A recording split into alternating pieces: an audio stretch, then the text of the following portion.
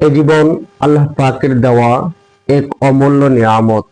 জীবন সংরক্ষণ করা, জীবন রক্ষা করা, অন্যের জীবনের নিরাপত্তা নিশ্চিত করা, এটাই ইসলামের শিক্ষা।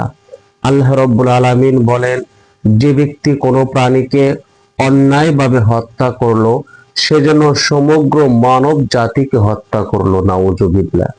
আবার যে ব্যক্তি কোনো প্রাণকে বাঁচালো, সে যেন গোটা মানব জাতিকে বাঁচালো, সুবহানাল্লাহ।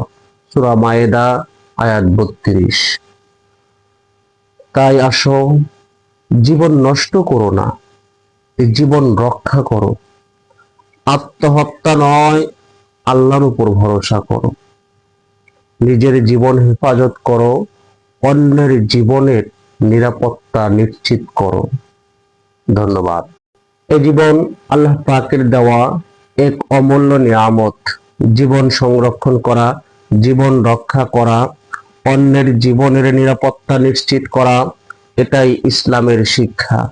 আল্লাহ রাব্বুল আলামিন বলেন, যে ব্যক্তি কোনো প্রাণীকে অন্যায়ভাবে হত্যা করলো, সে যেন সমগ্র মানব জাতিকে হত্যা করলো, নাউজুবিল্লাহ।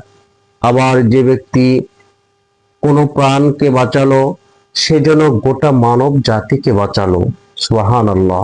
সূরা মায়েদা আয়াত ৩২। তাই আসো, জীবন নষ্ট করো না, এই জীবন রক্ষা করো। আত্মহত্যা নয়, আল্লাহর উপর ভরসা করো।